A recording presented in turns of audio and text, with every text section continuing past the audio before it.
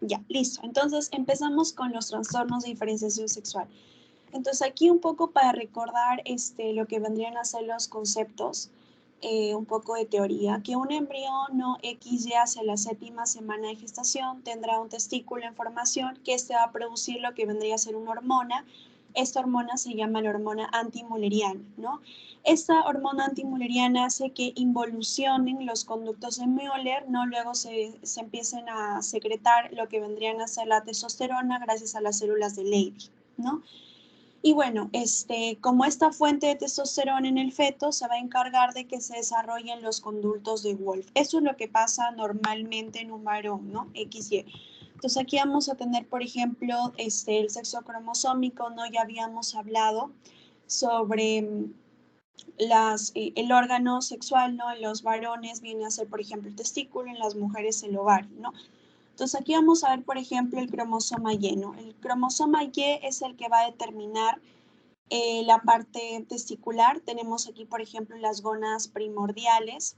Entonces, cuando es mujer y hay un ovario, no se segrega testosterona y tampoco hay hormona antimülleriana.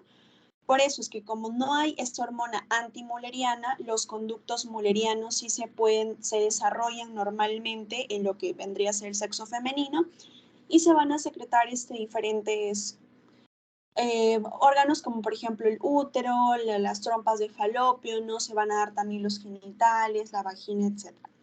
Pero en el caso cuando hay un testículo, esto sí va a secretar la hormona antimülleriana, ¿no? Para que estos conductos involucionen, ¿no? Hay una regresión de estos conductos müllerianos gracias a las células de Sertoli. Una vez esto, también se estimulan las células de Leydig, que como habíamos visto, se estimulan gracias a la LH, se va a producir lo que es la testosterona y el desarrollo de los conductos de Wolff. Gracias a estos conductos de Wolff se dan otras estructuras como el epidídimo, vasos deferentes, vesículas seminales, etc., ¿no? Y gracias a esta enzima, la 5-alfa reductasa segrega la parte más activa de lo que es la testosterona, se convierte a dihidrotestosterona, ¿no? Que nos ayuda también al aumento, por ejemplo, y el desarrollo, la maduración de lo que es el pene, ¿no? Tiene que ver con el escroto y la próstata.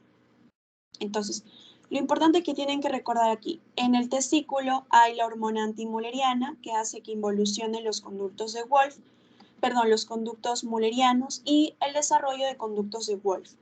Ahora, en la mujer, en la parte del ovario, aquí no hay una hormona que esté contra estos conductos müllerianos, por decirlo así, no se secreta la hormona antimülleriana. Por lo tanto, los conductos müllerianos se van a ir desarrollando, formando lo que vendría a ser parte del aparato reproductor femenino. Y eso es lo más importante aquí. Y te habíamos visto los trastornos de diferenciación sexual, ¿no? Los que tienen, por ejemplo, los genitales ambiguos, que esto se debe a la deficiencia de la 21-hidroxilasa, lo habíamos tocado en la clase pasada, ¿no? Teníamos que todo empezaba por una molécula de colesterol y todo eso se tenía que llevar a cabo para formar, por ejemplo, lo que es cortisol, aldosterona y también la parte de los andrógenos. Sin embargo, se ocurrió un bloqueo en esta enzima que hacía que todo el colesterol se vaya a formar los andrógenos. Y en las mujeres producía lo que era la virilización, ¿no? Entonces, como tenemos acá las virilizaciones, aquí vamos a encontrar que ambas gónadas son palpables, ¿no? Vamos a ver, por ejemplo, que va a encontrar un clítoris aumentado, ¿no? Aquí, lo que se denomina la hiperplasia suprarrenal congénita. Como les dije, todo empezaba con el colesterol y se formaba aldosterona, cortisol y testosterona. Cuando teníamos un déficit en lo que vendría a ser estas enzimas, ¿no? Todo el colesterol pasaba hacia la testosterona y esto en una mujer aumenta su virilización, ¿no? Va a tener, por ejemplo, esta fusión de los labios, el agrandamiento de lo que es el clítoris, por eso no se puede diferenciar si es hombre o mujer de acuerdo a los genitales, ¿no? Porque tiene genitales ambiguos. Ahora, había un déficit total y un déficit parcial. Cuando es total, también al paciente le compromete la vida, porque si es total, también vamos a ver que no hay aldosterona ni cortisol, y estas hormonas son importantes, ¿no? Para nuestra vida. Ya habíamos visto cuáles son estas funciones. Sin embargo, cuando hay un déficit parcial, sí se va a secretar una adecuada cantidad de aldosterona, cortisol, pero como hay déficit parcial también va a incrementar la testosterona y produce la virilización en la mujer, ¿no? Por lo tanto, hay una sobreproducción de andrógenos suprarrenales por aumento de lo que vendría a ser esta sobreestimulación, porque el colesterol va en esta cascada todo aumenta la testosterona, es de forma autosómica recesiva, puede afectar también a hombres y a mujeres, sin embargo en mujeres va a ser mucho más grave. Y aquí vemos, ¿no? Por ejemplo, con lo que tenemos acá, hay lo que vendrían a ser en las niñas, se va a presentar genitales ambiguos, ¿no? Mientras que los niños van a tener genitales externos normales. Por eso digo, este síndrome es mucho más perjudicial en las niñas, sin embargo, también pueden presentarse en hombres, ¿no? El examen se va a ver lo que es la clitoromegalia, ¿no? Diversa fusión de los labios mayores, ¿no? En ocasiones también los pliegues labioscotrales se encuentran fusionados. Ojo con esto porque a veces les preguntan cómo se ve en el examen físico la paciente, ¿ya? No se olviden, el clítoris se va a encontrar aumentado. Va a haber fusión de los labios mayores, ¿no? En ocasiones también los pliegues labioscrotales también se encuentran fusionados, ¿no?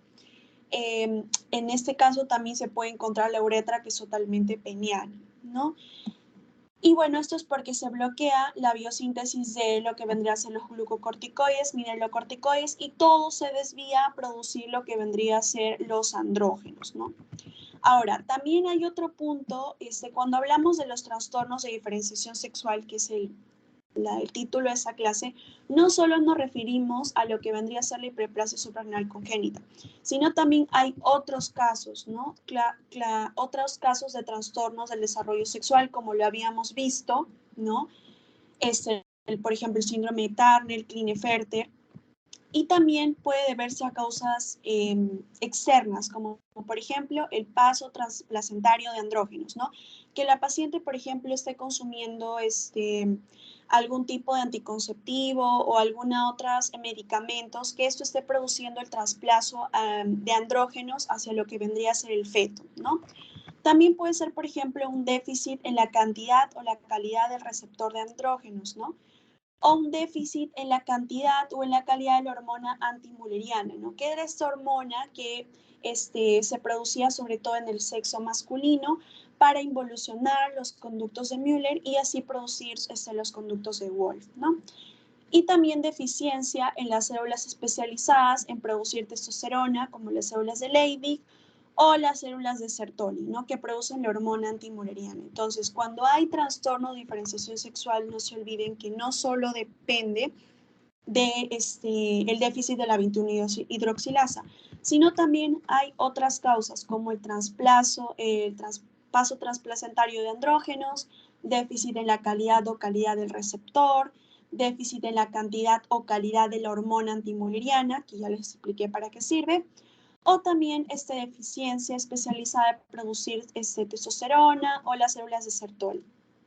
Así como también habíamos visto algunos otros trastornos del desarrollo sexual, como síndrome de Turner, Klinefelter, ¿no?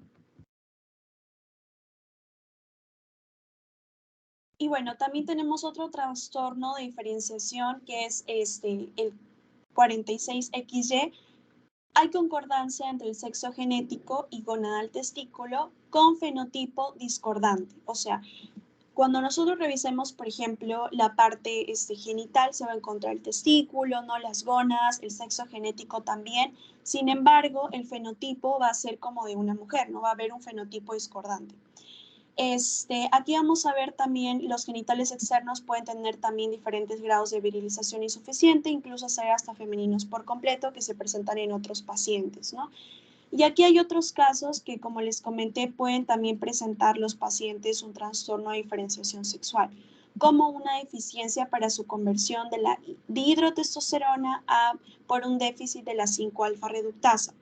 Recuerden, me parece que aquí está, que la 5-alfa reductasa es la que producía la dihidrotestosterona gracias a la testosterona, ¿no? Aquí está. Ya. El otro punto también hay un déficit en la cantidad o receptor de andrógenos, como les dije, un déficit en la hormona antimülleriana, que no estén funcionando bien las células de Sertoli o las células de Leydig. Ya, si tienen alguna pregunta o duda, la dejan por el chat. Ya, ahora sí vamos a continuar con lo que vendría a ser los síndromes hipofisiarios, ¿no? Como les mencioné en la clase pasada. Entonces, recordar que la hipófisis se divide en dos partes, en la adenohipófisis, que es la hipófisis anterior, y en la neurohipófisis, que es la hipófisis posterior. La neurohipófisis solo va a almacenar lo que vendrían a ser dos hormonas. Almacena dos hormonas que son producidas por el hipotálamo, que vendría a ser la vasopresina, que ya lo hemos tocado en el tema de renal para qué sirve, y la oxitocina, que regula las contracciones durante el parto, ¿ya? Cuando nosotros tenemos en el hipotálamo va a secretar lo que son hormonas liberadoras, ¿no? Hormonas liberadoras, como la hormona liberadora de tirotropina, la hormona liberadora de somatotropina, la hormona liberadora de gonadotropina, la hormona liberadora de corticotropina. Entonces, todas estas son hormonas liberadoras que van a estimular a lo que vendría a ser la hipófisis, ¿no? La hipófisis anterior. En la hipófisis anterior se van a secretar, por ejemplo, la ACTH, que es la hormona estimulante, ¿ya? Cuando es a nivel de la hipófisis son hormonas estimulantes. Cuando son hormonas a nivel de lo que vendría a ser el hipotálamo, son hormonas liberadoras. Recuerden que el eje es hipotálamo-hipófisis, ¿ya? Entonces vamos a tener acá, por ejemplo, lo que vendría a ser la hormona estimulante de la glándula suprarrenal, la hormona estimulante de la tiroides, la hormona estimulante, bueno, la hormona de crecimiento, lo que tenemos la FSH y la LH, ¿no? La FSH, LH y también la hormona estimulante de lo que vendría a ser la prolactina, ¿ya? Entonces, la ACTH habíamos visto que actúa a nivel de la glándula suprarrenal, produciendo lo que es el cortisol, ¿no? Estimulando la producción de cortisol y también de los andrógenos. La TSH va a estimular lo que es la tiroides, la GH estimula lo que es el crecimiento de los huesos, la FSH y la LH también ya lo hemos visto, y bueno, la prolactina es lo que vendría a ser la secreción de la leche. Ya. Ahora, vamos a lo que es la parte patológica, que eso es lo más importante. Cuando nosotros tenemos un adenoma hipoficiario, un adenoma viene a ser como un tumor, ese tumor puede encontrarse, se encuentra en lo que vendría a ser la hipófisis anterior y produce un hiperpituitarismo. ¿Qué es hiperpituitarismo? Que este adenoma está haciendo que a nivel de la adenohipófisis, de la hipófisis anterior, se liberen más hormonas, ¿no? Como la GH, LH, PSH, TSH, ACTH y la prolactina. Entonces, por eso se le llama adenoma hipoficiario e hiperpituitarismo, que es funcionante, ¿no? Funcionante, ¿por qué? Porque va a incrementar la secreción de estas hormonas estimulantes de lo que vendrían a ser la adenohipófisis. Ya. Esto vendría a ser la causa más frecuente de hiperpituitarismo y es un adenoma localizado en el óvulo anterior. Ahora, podemos ver que puede ser un macroadenoma cuando este es mayor a 10 milímetros o un microadenoma cuando este es menor a 10 milímetros, ¿no? Ya. Entonces, cuando nosotros tenemos, por ejemplo, lo que vendría a ser un hiperpituitarismo, se va a estimular todo. ¿Y cómo podemos ver a estos pacientes cuando llegan a la consulta? Los podemos ver con esta fascia, ¿no? Acromegálica, ¿no? ¿Por qué? Porque también se incrementa lo que vendría a ser la GH, que es la hormona de crecimiento. Cuando se estimula la GH, la hormona de crecimiento, en pacientes que ya han cerrado sus cartílagos de crecimiento, ¿no? Su epífisis de crecimiento, se va a presentar lo que es la fascia acromegálica, ¿no? Que tenemos prognatismo, si es una fascia más tosca, por ejemplo, como vemos acá, esto era la paciente antes y esto es la paciente después, ¿no? Prognatismo, incremento de lo que es la nariz, ¿no? Se ven rasgos más toscos. Pero ahora, cuando se estimula la hormona de crecimiento en pacientes que aún no han cerrado el cartílago de crecimiento, se va a dar lo que es el gigantismo, ¿no? Son personas que crecen para lo largo, pero cuando ya se cerró el cartílago de crecimiento y son personas adultas y se estimula la hormona de crecimiento, crecen los huesos pero para el ancho, ¿no? Por eso vemos acá un paciente con prognatismo. Ya. Y en el caso, por ejemplo, lo que es el hipopituitarismo, van a ser el déficit de una o más de estas hormonas hipofisiarias, ¿no? ¿Cuáles son las causas? Puede ser, por ejemplo, a nivel tumoral, iatrogénica por una cirugía, autoinmune, no anticuerpos que estén atacando esta glándula hipófisis, a nivel vascular, infecciosa, granulomatosa, ¿no?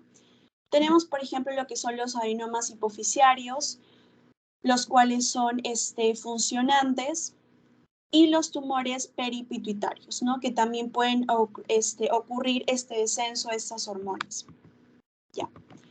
El síndrome de Sheehan, seguramente les van a preguntar, es un hipopituitarismo postparto. Esto ocurría más que todo en la antigüedad, cuando, por ejemplo, las pacientes daban a luz, ya sean en sus casas, y no los ayudaban el personal adecuado. Estas pacientes sangraban tanto, tenían hemorragias tan intensas, que se producía lo que es la necrosis de lo que vendría a ser la parte anterior de la hipófisis, ¿no? La adenohipófisis.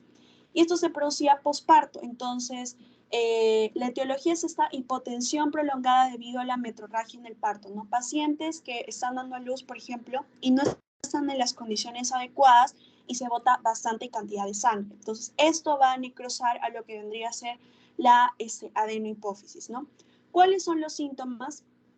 Los síntomas son que la paciente no pueda dar de lactar en el posparto, ¿no? Además, amenorrea secundaria y síntomas progresivos de hipopituitarismo. ¿Por qué se da la galactia posparto? Porque recordemos acá en esta imagen que la adenohipófisis también se encarga de lo que vendría a ser la producción de la prolactina. La prolactina era la secreción de lo que vendría a ser la leche, ¿no? Entonces, estas pacientes no van a poder lactar a sus hijos después del parto. Además, van a tener amenorrea secundaria, ¿no?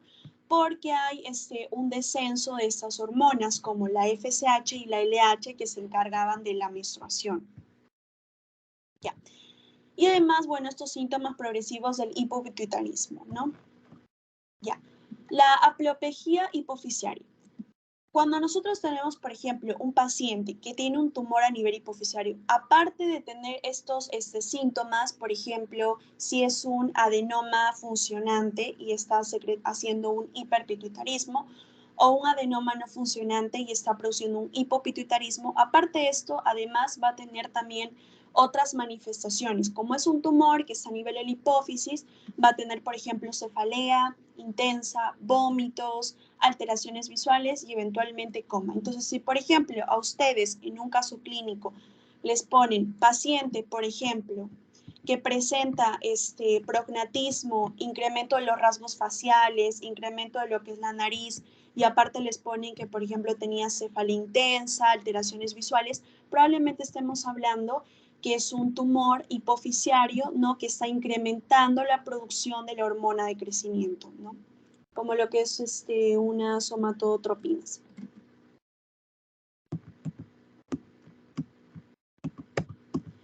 Y bueno, el síndrome de la silla turca vacía, solo para mencionarlos, es el agrandamiento de la silla turca, pero sin tejido hipofisiario en su interior.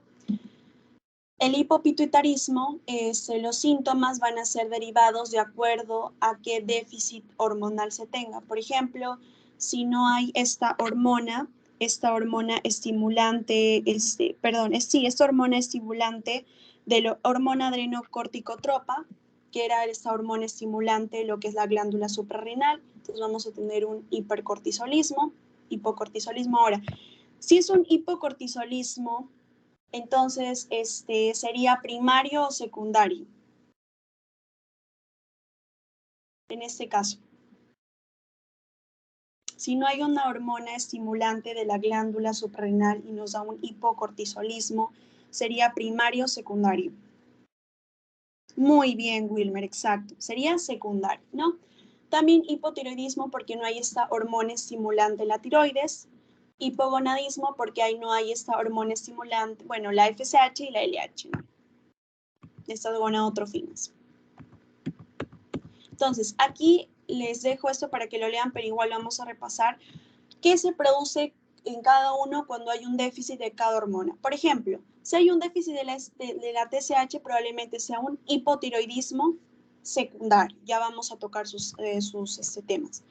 Si es un déficit de la ACTH, vamos a tener que es una insuficiencia suprarrenal, pero de tipo secundario, ¿no?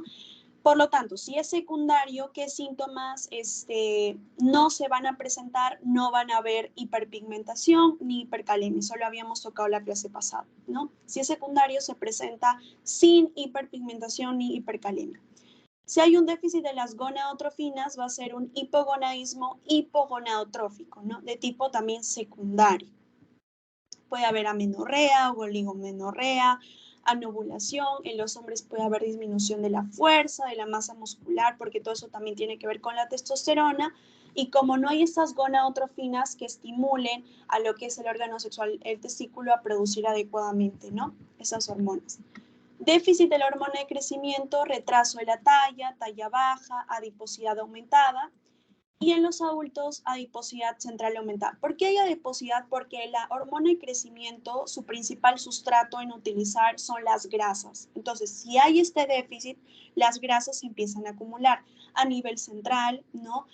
Por ejemplo, esta adiposidad va a estar aumentada, la masa magra va a estar disminuida, la capacidad física también va a estar disminuida y hay un aumento en el riesgo cardiovascular por esta adiposidad central aumentada.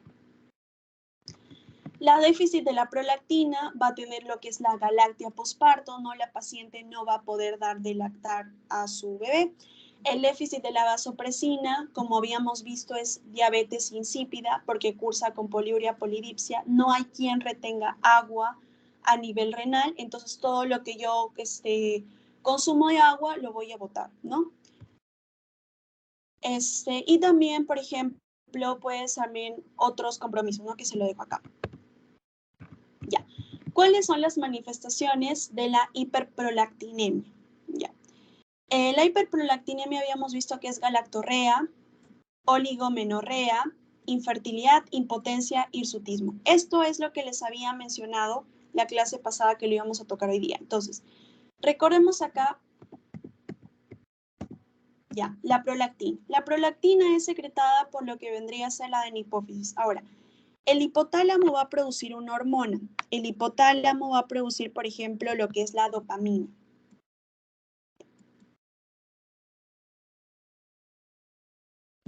Cuando, por ejemplo, esta dopamina se encuentra ya sea disminuida porque los pacientes están tomando algún fármaco, etcétera, no va a haber quien inhiba a lo que vendría a ser la prolactina. Por lo tanto, la prolactina se va a encontrar incrementada. Pero además la prolactina tiene como un antagonismo, o sea, va a inhibir a lo que son las gonadotrofinas, inhibe a lo que es la FSH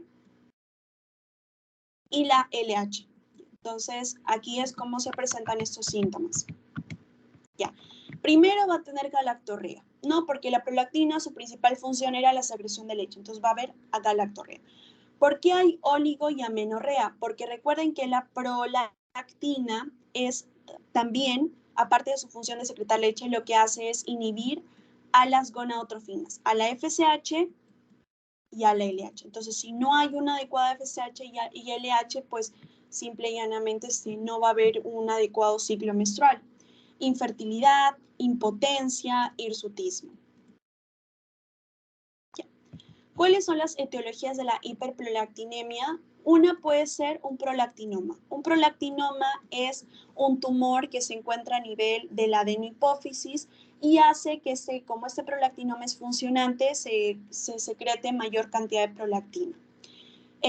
Drogas, también por ejemplo la metoclopramida, antidepresivos tricíclidos, risperidona, verapamil, estas drogas que sobre todo inhiban a lo que vendría a ser la dopamina, porque recordemos que la dopamina inhibe a lo que es la prolactina. Entonces, si esta se encuentra inhibida, no va a haber quien inhiba y va a incrementar su concentración. Y también puede ser metabólico, a veces se relaciona también con hipotiroidismo primario, insuficiencia renal, ¿no? También se puede presentar en acromegalias, en acroadenomas que estén comprometiendo toda la parte de la hipófisis, ¿no? Una macroadenoma funcionante. Ya.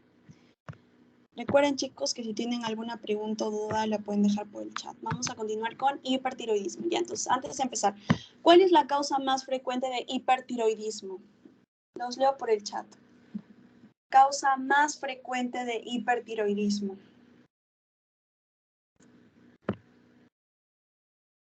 Muy bien, Grace Basedow. Excelente, William. Muy bien, vendría a ser Grace Basedow, ¿no? Es una enfermedad tiroidea autoinmune. La causa más frecuente viene a ser la enfermedad de Grace Basedow, ¿no? Entonces, ¿Por qué se debe esto? Un poco para que recuerden fisiopatología, porque hay una falta de control por parte de los linfocitos T supresores, ¿ya? Y tenemos acá, por ejemplo, otras formas clínicas, cómo se va a presentar el bocio, ¿no? Por ejemplo, si hay un bocio difuso tóxico, es la enfermedad de Graves-Basedow, esta es la más importante, pero también acá hay un bocio multinodular tóxico, bocio nodular tóxico o adenoma, enfermedad de Plum, pero solo para que lo tengan en cuenta, la forma clínica es esta, ¿ok? Entonces, ¿qué vamos a encontrar acá, por ejemplo, en estos pacientes que tienen una enfermedad autoinmune Graves-Basedow y además, bueno, está presentando este hipertiroidismo, ya. Recordemos que lo que hacen las hormonas tiroideas es aumentar el metabolismo. Por lo tanto, estos pacientes que van a tener intolerancia al calor, pérdida de peso, van a tener, por ejemplo, taquicardias, van a tener, por ejemplo, temor, transpiración, ¿no? Manos sudorosas y calientes, sed aumentada, y por eso, o sea, van a tener muchas ganas de comer. Además, van a tener muchas ganas de comer y aparte se van a encontrar delgados, ¿no? También pueden haber signos oculares, nerviosismo, pérdida de peso, palpitaciones. Pero además, en las mujeres van a presentar lo que es hipomenorrea o oligomenorrea, que puede llegar a lo que vendría a ser hasta la amenorrea, porque estas hormonas tiroideas también como que van a tener una inhibición con lo que son las gonadotrofinas, entonces por eso la paciente no va a menstruar, se va a encontrar su menstruación o disminuida o ausente. A nivel físico, cuando nosotros evaluamos las uñas, podemos encontrar lo que es la onicolisis o uñas de Plummer, y también podemos encontrar el mixedema pretibial, ¿no? Que es como un edema, pero a nivel pretibial, ¿no? Aquí vamos a ver cómo es el eje. Bien. Tenemos, por ejemplo, que el hipotálamo nos va a dar lo que vendría a ser el hipotálamo. Vamos a tener la TRH. Recordemos que todo es un eje. En este caso sería hipotálamo, hipófisis, tiroides. Entonces, tenemos que el hipotálamo tiene una TRH que esta va a inducir a la hipófisis que se segregue una TSH. Y finalmente vamos a tener que la tiroides segregue T4. T4 normal que después se va a convertir a T3, que es la hormona activa. Entonces, ¿cuándo vamos a poder, por ejemplo, diagnosticar lo que es un hipertiroidismo? Ya. Entonces, si nosotros tenemos mucha T3 y T4, lo que hace esto, la hipófisis, para poder regular esto, va a disminuir su secreción de lo que vendría a ser la TSH. Entonces, cuando nosotros pedimos a un paciente un examen de laboratorio, la TSH se va a encontrar disminuida. ¿Por qué? Porque ya hay mucha cantidad de T4 y T3, ¿no? Entonces se encuentra disminuida. Y la T4 se va a encontrar aumentada. Recuerden que todo esto es un eje, es como un feedback. Si uno está aumentado, el otro tiene que disminuir y así sucesivamente, porque es toda una regulación, es un eje. Entonces, si la T4 se encuentra muy aumentada, como este es un feedback, tiene que disminuir lo que vendría a ser la TSH a nivel de la hipófisis. Por lo tanto, esto nos va a dar lo que es un hipertiroidismo. Pero también hay hipertiroidismos que, por ejemplo, son subclínicos, cuando la T4 libre se encuentra normal y la T3 también se puede encontrar normal, pero la TSH está disminuida, ¿no? Puede ser un hipertiroidismo subclínico. Y también recordemos que como es una enfermedad autoinmune, tenemos que tener en cuenta cuál es el principal anticuerpo. Va a ser el anticuerpo frente al receptor de TSH, ¿no? Que va a producir todo este estímulo y va a incrementar lo que son las hormonas tiroideas. No se olviden que aquí, por ejemplo, todo el metabolismo basal está aumentado. Por eso el paciente, a diferencia del hipotiroideo, va a tener mucho calor, pérdida de peso, nerviosismo, va a empezar como que a tener tremor, transpiración, taquicardia, el bocio va a ser un bocio difuso tóxico, ojos saltones, esoftalmos, ¿no? También, por ejemplo, la menstruación se va a encontrar disminuida, hipomenorrea, oligomenorrea o amenorrea. A nivel del examen clínico le encuentro lo que son las onicolisis y un mexedema pretibial. A diferencia del hipotiroideo, que el hipotiroideo todo va a estar más lento, va a estar bradicárdico, el cabello va a estar más grueso, va a tener disminución de hambre, va a aumentar de peso. También vamos a ver, por ejemplo, a nivel respiratorio, ¿no? A nivel cardiovascular, digestivo.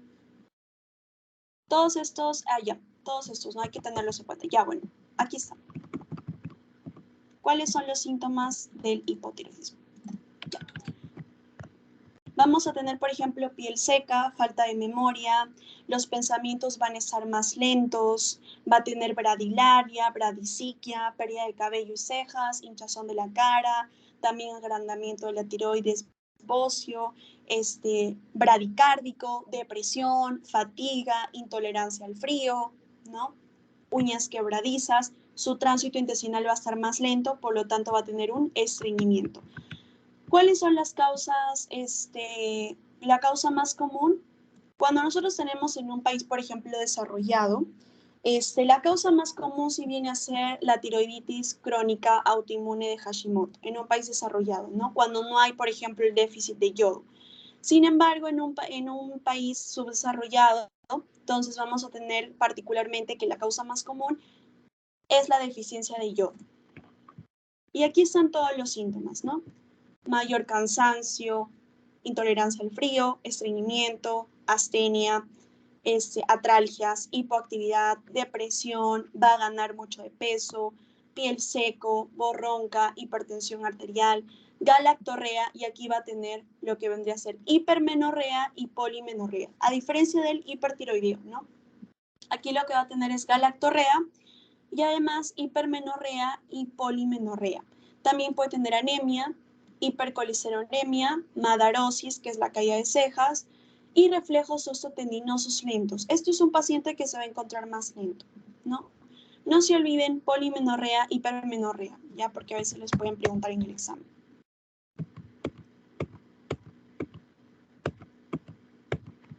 Muchos pacientes van a presentar lo que es hipercolesterolemia o hiperlipidemia.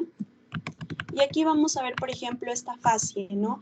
Es una facie más tosca, con labios gruesos, la piel se ve bastante seca, las, por ejemplo, cejas se ven muy ralas, el cabello se ve más grueso, el paciente se ve más cansado, la lengua se ve como que con macroglosia, las manos están aumentadas de tamaño, las uñas son quebradizas, la piel se encuentra seca, agrietada, hiperkeratosis, ¿no? A nivel del codo. Y bueno, el hipotiroidismo severo puede llegar a lo que vendría a ser un coma mixedematoso, mientras que en el hipertiroideo llega a lo que es una tormenta tiroidea, la parte severa. Aquí en el hipotiroidismo severo lo que se va a demostrar es el coma mixedematoso, ¿no? Que eso ya es una emergencia. Y aquí vamos a ver, por ejemplo, que en el sistema respiratorio se va a encontrar una hipoventilación, arritmias, bradicardias, hiponatremia, falla renal, ilio, hemorragia digestiva, mayor riesgo de sangrado.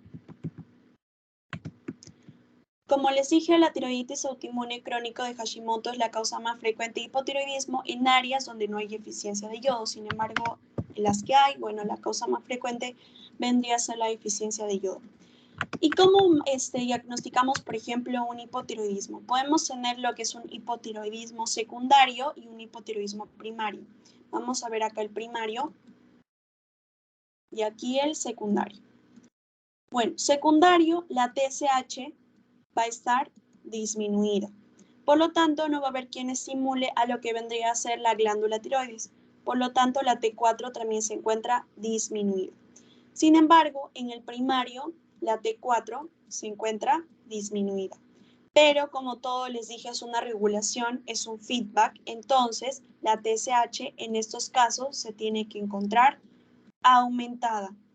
Está aumentada, tratando de estimular a la glándula tiroides. Sin embargo, como esto es primario, el problema es a la glándula tiroidea y la T4 se va a encontrar disminuida. Aquí vemos cuáles son las causas, y aquí es como hacemos, por ejemplo, nuestro diagnóstico, ¿no? Hipotiroidismo primario, T4 disminuida, TSH aumentada, porque está tratando de estimular, ¿no?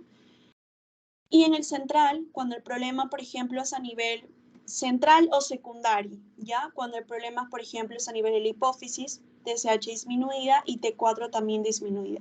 Porque no va a haber quien estimule lo que vendría a ser la glándula tiroides. Aquí también es importante, como en la tiroiditis de Hashimoto, ver algunos anticuerpos. Los anticuerpos que se van a encontrar acá son el anticuerpo antiperoxidasa tiroidea y el anticuerpo antitiroglobulina. Apréndanse bien estos anticuerpos, tanto en Graves y en tiroiditis de Hashimoto.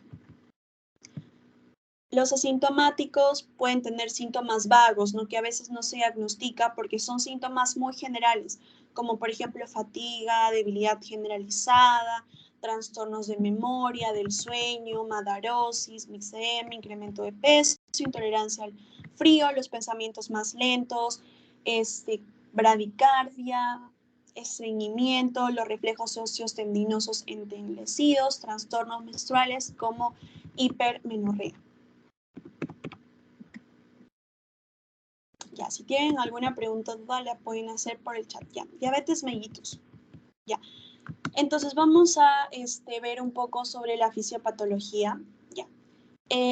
Vamos a hablar acá sobre todo de diabetes mellitus tipo 2.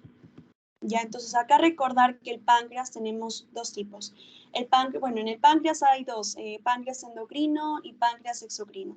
El páncreas exocrino es la que habíamos visto en digestivo, que secreta un montón de enzimas, ¿no? Para completar lo que es la digestión. Y bueno, en el páncreas endocrino se va a dividir por lo que son células y cada una de estas células va a secretar una hormona que tiene una función. Por ejemplo, las células beta van a secretar lo que es la insulina, que trata de meter la glucosa a la célula, almacena energía como glucógeno y grasa, y las células alfa secretan glucagón, ¿no? Que todo lo que está sale, ¿no? Aumenta la glucosa en sangre. Y las células delta son las que secretan lo que es la somatostatina, que inhibe todo. Ya.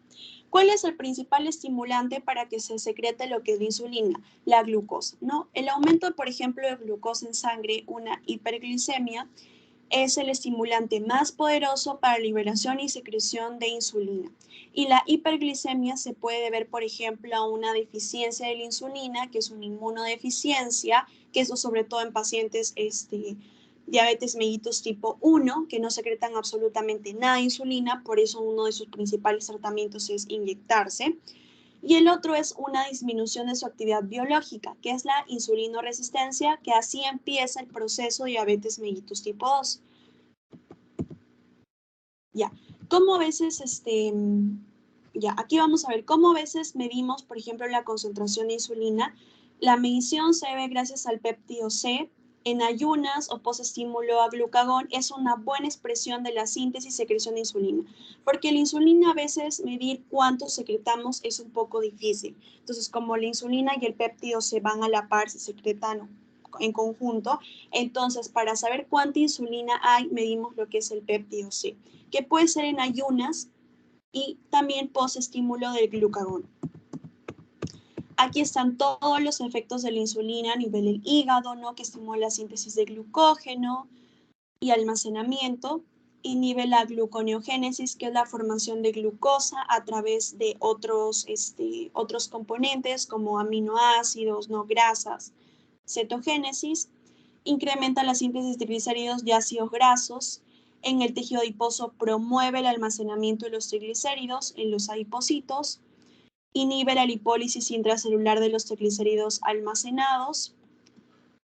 El músculo estimula la utilización de glucosa, promueve la síntesis de glucógeno y estimula la síntesis proteica. Entonces aquí vemos todas las funciones, ¿no?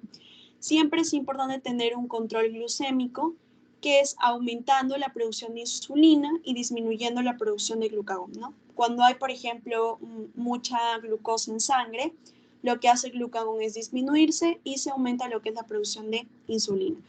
Y el efecto incretina, esas son estas incretinas acá, son las que van a estimular lo que es la producción de glucosa. Entonces, la incretina regula la insulina y el glucagón para reducir la glucemia durante la hiperglicemia. ¿Cuáles son estas incretinas? La GLP-1 y la GIP, ¿no? Ya. Cuando nosotros tenemos una hiperglicemia, puede verse, como les mencioné, un déficit total de la insulina o a una resistencia, ¿no? Y vamos a ver, por ejemplo, cuáles son la patogenia de lo que vendría a ser la diabetes mellitus, ¿no? Cuando tenemos, por ejemplo, una destrucción autoinmune en las células beta, que es la deficiencia de insulina, estamos hablando de una diabetes mellitus tipo 1, ¿ya?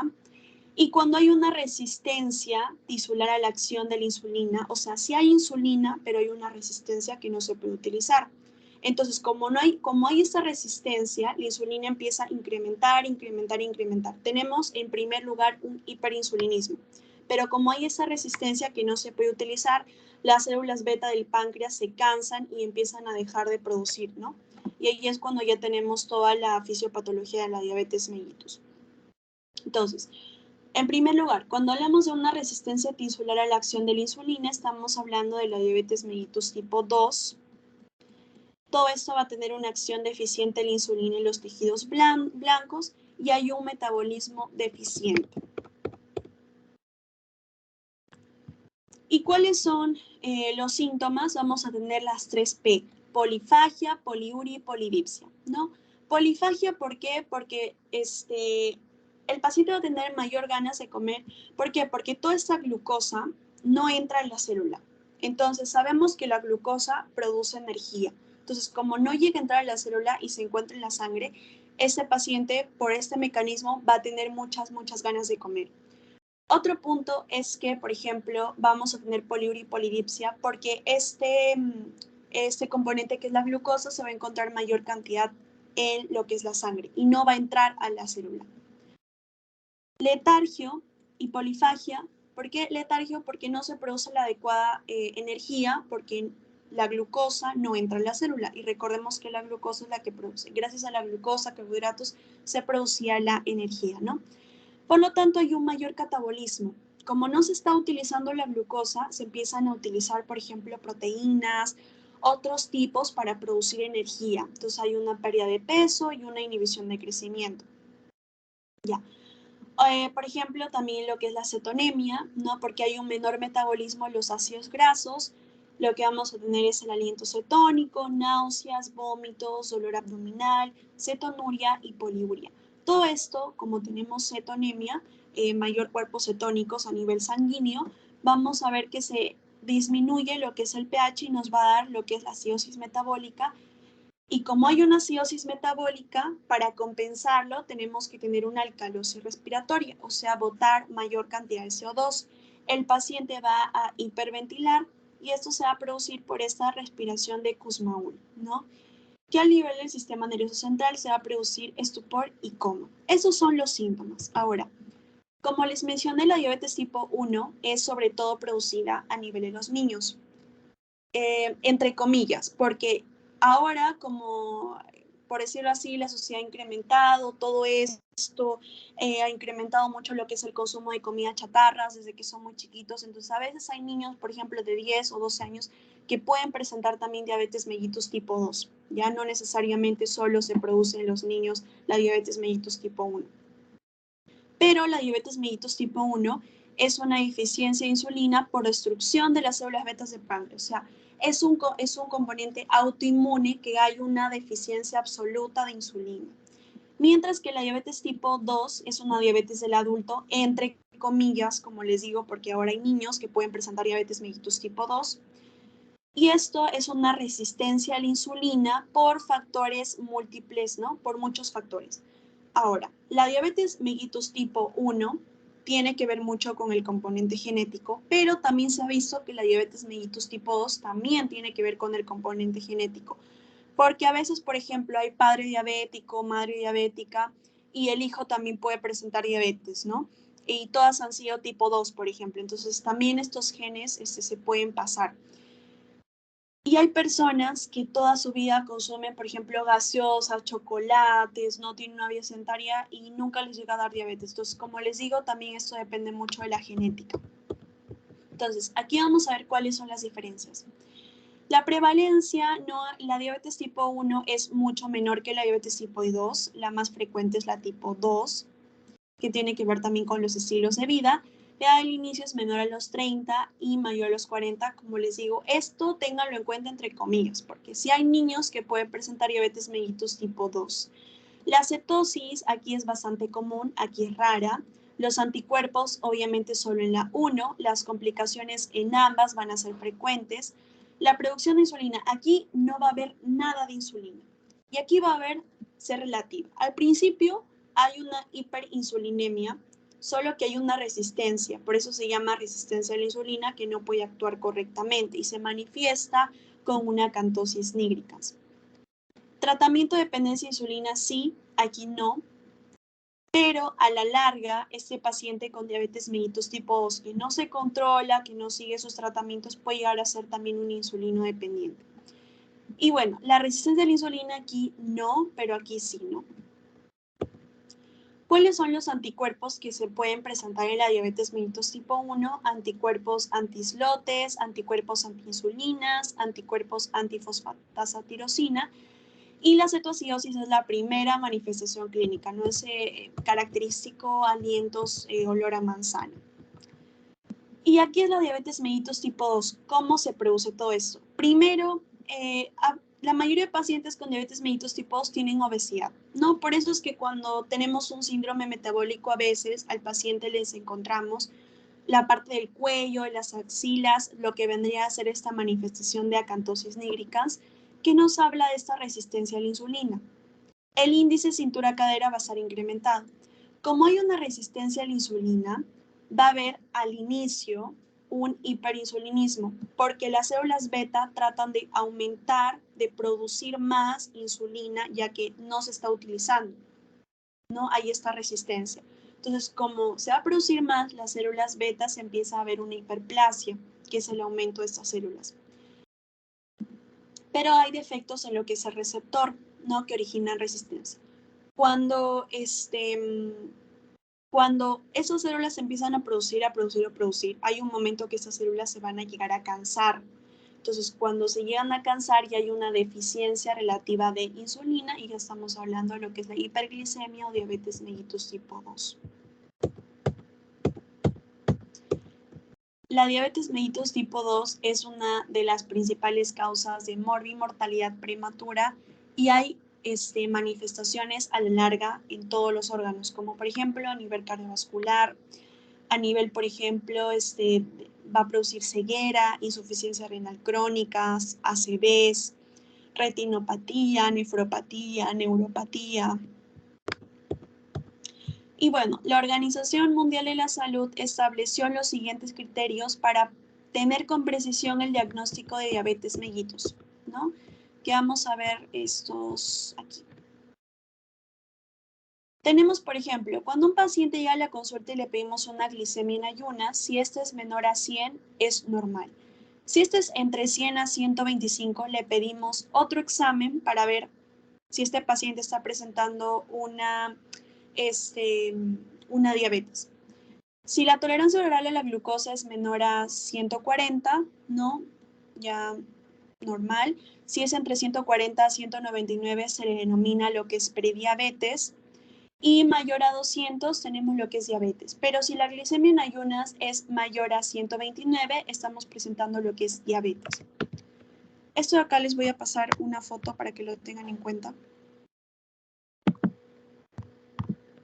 ¿Cuáles son los criterios?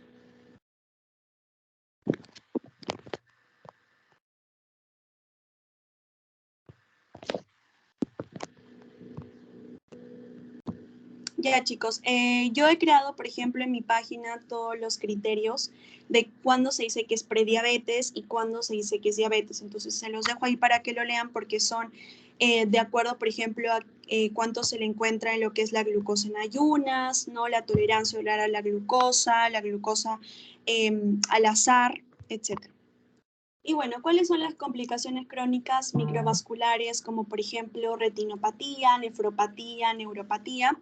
Y también puede tener macrovasculares, ¿no? Que afectan a los grandes vasos, produciendo cardiopatía isquémica, enfermedad vascular o un ACV.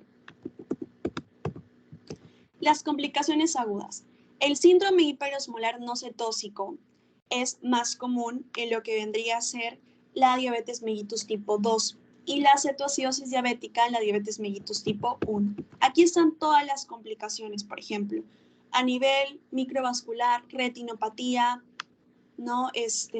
También puede producir, por ejemplo, lo que es el pie diabético, que los pacientes ya necesitan una amputación, neuropatía periférica, nefropatía, también aterosclerosis, infarto al miocardio. La diabetes es la primera causa de amputaciones no traumáticas en miembro inferior, la ceguera en el adulto y la insuficiencia renal crónica. Y bueno, para terminar, ahora sí vamos con la hipoglicemia. En la hipoglicemia, vamos a ver cuáles son las manifestaciones clínicas. Entonces, cuando hablamos de un límite bajo de glucosa menor a 70 miligramos por decilitro, podríamos decir que el paciente se encuentra en una hipoglicemia. Pero la hipoglicemia se da el diagnóstico gracias a la teoría de Whipple. Primero, ¿cuáles son los síntomas compatibles con la hipoglicemia? Diaforesis, sudor, ¿no? Muchas ganas incontrolables de comer algo dulce. Además, todo esto le sacamos, por ejemplo, un hemoglucotest y se va a encontrar una concentración disminuida de glucosa plasmática. Y además, se alivian los síntomas después, por ejemplo, de darle algo de glucosa, ¿no? Ya sea un dulce, etcétera. Ya, ¿cuáles son los mecanismos autorreguladores cuando nosotros, por ejemplo, presentamos lo que es una hipoglicemia? El primer mecanismo es la disminución de la insulina. Esto no ocurre, por ejemplo, en pacientes que tienen diabetes mellitus tipo 2, tipo 1, perdón, ¿no? Porque ellos tienen deficiencia absoluta. Entonces, este mecanismo en esos pacientes no ocurre. El segundo punto es un aumento de glucagón, no para incrementar los niveles de glucosa en sangre. El tercero es el aumento de la adrenalina, por eso el paciente se va a encontrar diaforético, con taquicardia, porque es un mecanismo compensador, pero además genera síntomas. Y el cuarto mecanismo es el aumento de la hormona de crecimiento y el cortisol. El glucagón y las catecolaminas, como la adrenalina, son hormonas de regulación de acción rápida en lo que es la hipoglicemia, mientras que el cortisol y la hormona de crecimiento son de acción lenta. Y aquí están todos los síntomas, ¿no? Como les dije, sudor excesivo, temblores, hambre repentina, nerviosismo, confusión, dolores de cabeza. ¿Cuáles son los síntomas neuroglucopénicos que afectan al nivel sistema nervioso? Porque recordemos que el sistema nervioso también utiliza mucha energía, no mucha glucosa. Entonces, el paciente puede presentar convulsiones, cefalea, hipotermia, coma, puede llegar hasta coma. ¿Y cuáles son los síntomas adrenérgicos? Adrenérgicos, ¿por qué? Porque un mecanismo de compensación para aumentar la glucosa en sangre es aumentar lo que es la síntesis de adrenalina. Entonces, el paciente va a presentar todos estos síntomas, ¿no? Debilidad, sudoración, taquicardias, temblor, irritabilidad, náuseas, hambre, vómitos. ¿Cuáles son las causas de hipoglicemia? Normalmente, con más frecuencia, se dan en pacientes diabéticos. A veces estos pacientes no controlan mucho su medicación y empiezan, por ejemplo, a consumir desreguladamente y no desayunan o no comen bien antes, o por ejemplo algunos pacientes inyectan mucha insulina, entonces pueden llegar a tener lo que es esta hipoglicemia, ¿no? Es lo más común, ¿ya? Y otros pacientes, por ejemplo, de ayuna, ¿no? O que están consumiendo algunos fármacos, algunos tumores de células beta, que esto es bastante raro, ¿no? Un hiperinsulinismo, etc. Pero recuerden, por ejemplo, que en estos mecanismos autorreguladores, cuando tenemos un paciente diabético con hipoglicemia, este mecanismo va a estar, no se va a dar, ¿no? Porque de por sí ya no tiene estos pacientes insulina. Bueno, chicos, nos quedamos aquí. Ahorita les voy a pasar el pretest, el post-test, y les voy a enseñar también algo más. A ver, ahorita voy a dejar de compartir.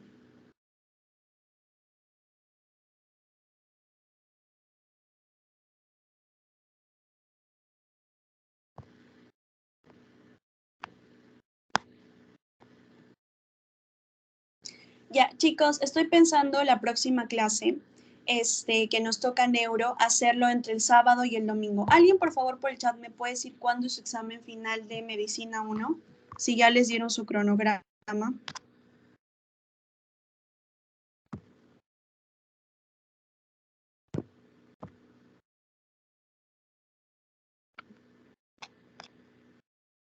El 18.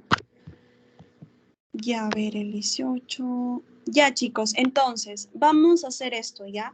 El sábado 4 y el domingo 5 vamos a terminar la parte de neuro, ¿ya? Sábado y domingo. Y después, el viernes 17 vamos a hacer un banqueo, así en la noche, después de que ustedes hayan terminado de estudiar todo. El viernes en la noche un banqueo para que vayan el sábado con todo a su examen. El banqueo, no se olviden que es mediante Kahoot, ¿ya? Porque el 10, 11, 13 y 14 yo tengo exámenes.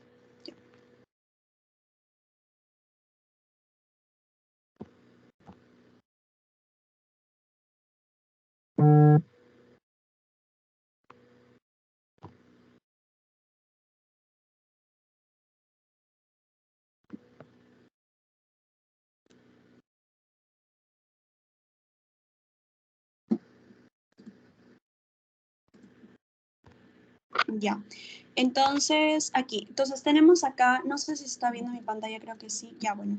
Acá tenemos los criterios de diabetes mellitus según el ADA en el link que les he pasado, ¿ya?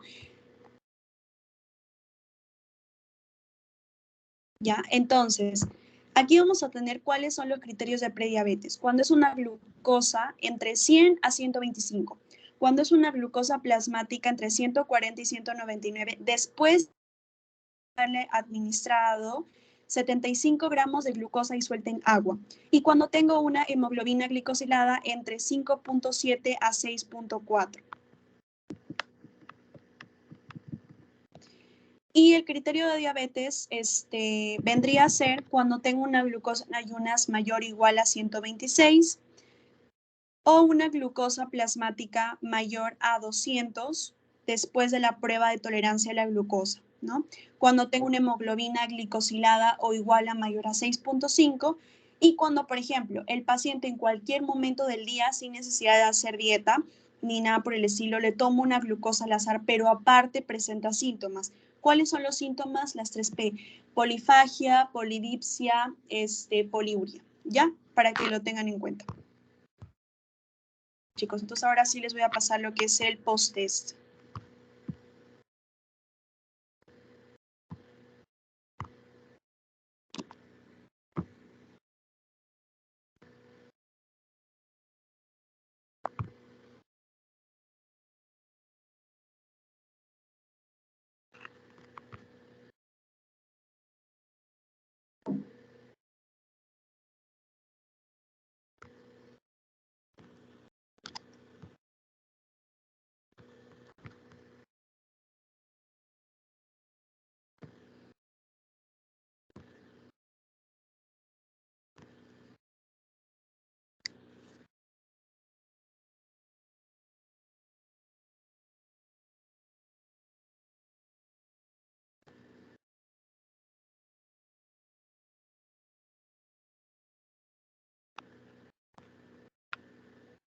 Ya, listo, chicos. Entonces, si no hay ninguna pregunta o duda, nos quedamos acá y continuamos entre sábado y domingo para terminar la parte de neuro. Bueno, que tengan buen inicio de semana. Por favor, no se olviden de llenar el post-test porque si no, no les voy a contar su asistencia.